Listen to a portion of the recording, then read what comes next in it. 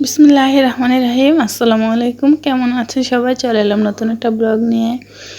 তো এখন হচ্ছে প্রায় 11টা বাজে। তো আজকে হচ্ছে আমার শরীরটা একটু খারাপ, একটু অসুস্থ আছি। তো সেই জন্য হচ্ছে সব কিছুই একটু এলোমেলো। তো এখন হচ্ছে ছাদে কাপড় শুকাতে এসেছি। আর এসেই তো দেখি এই টাইমটাতেই ফুলগুলো খুব সুন্দর ফুটে। আর এখানে কিছু ডালিম গাছে কিছু ফুলও এসেছে। তো আমি হচ্ছে মূলত গোসল সেরে তারপরে জামা কাপড় নিয়ে আসছি। আর এই তো জামা কাপড়গুলো ছড়িয়ে দিয়ে এখন চলে যাচ্ছে বাসায়। হচ্ছে আমি সব কিছু রান্না বান্নার জন্য সব কিছু কেটে রেখে একদম রেডি করে গিয়েছি। আর অলরেডি বাটটা বসিয়েও দিয়েছি। আর এখানে হচ্ছে চিংড়ি মাছ নিয়ে নিয়েছি আজকে রান্না করার জন্য। তো শরীরটা যেহেতু একটু খারাপ, তো তাই জন্য ভাবলাম যে একটু গোসল করে নেই, তাহলে ভালো লাগবে আর রান্না করতেও ভালো লাগবে। তো আমি হচ্ছে অনেকক্ষণ থেকেই সব কিছু রেডি করে রেখেছিলাম, কিন্তু অসুস্থতার কারণে আর রান্নাটা চড়ায়নি। তো যাই হোক, পরে হচ্ছে গোসল সেরে তারপরে এসে রান্নাটা বসিয়েছি। তো আমি প্রায় সময় এরকম করি, যখনই দেখি যে আমি একটু অসুস্থ বোধ করছি, তখনই আমি গোসল করে নিই। এতে করে একটু হলেও ভালো লাগে, একটু হলেও আরাম লাগে। কালকে রাতে হচ্ছে ঘুমটা একটু কম হয়েছিল। আর যেহেতু 2টা বাচ্চা, ওরা প্রায় সময় রাতে হচ্ছে ঝামেলা করে। আর এদিকে তো ওনাদেরকে একটু পড়ালেখা করতে বসিয়েছি। ওনারা পড়ালেখার চেয়ে দুষ্টামি বেশি করছে। আর আমার যেহেতু শরীরটা বেশি ভালো নেই, আমি ওরকমভাবে ওদেরকে করতে পারছি না।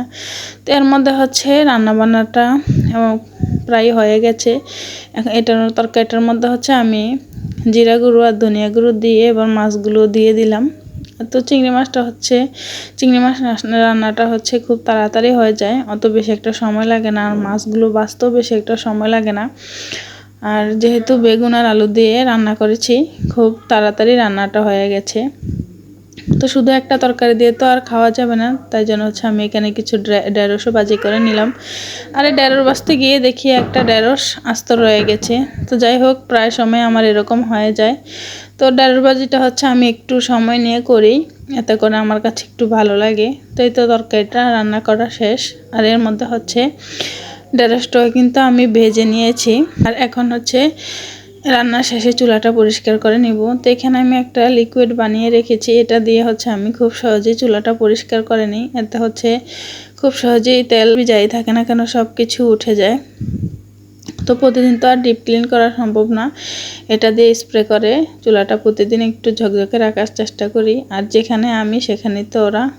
তো এই তো সব কিছু কাজটা সেরে এখন খেতে বসে গেছি। তো এখানে প্রথমে হচ্ছে ভাত আর ঢেঁড়স ভাজিটা নিয়ে নিয়েছি। এই শুকনো ঢেঁড়স ভাজি দিয়ে ভাতটা আমার কাছে অনেক বেশি ভালো লাগে।